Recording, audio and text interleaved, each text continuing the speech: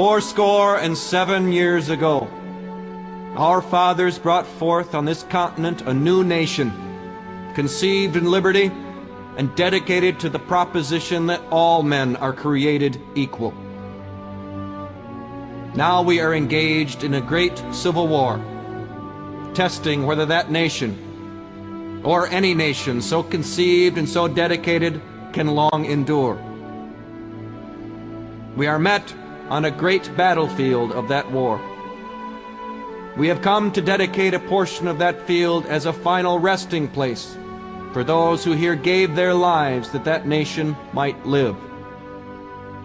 It is altogether fitting and proper that we should do this.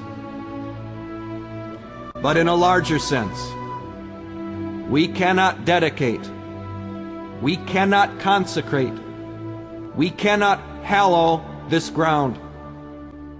The brave men, living and dead, who struggled here, have consecrated it far above our poor power to add or detract.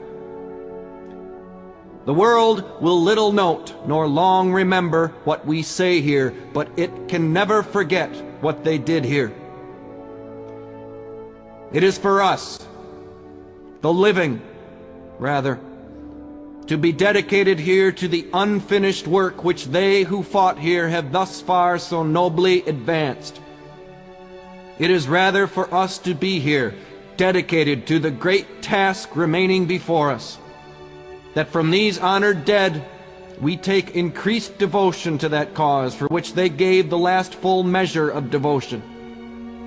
That we here highly resolve that these dead shall not have died in vain, that this nation, under God, shall have a new birth of freedom, and that government of the people, by the people, for the people, shall not perish from the earth.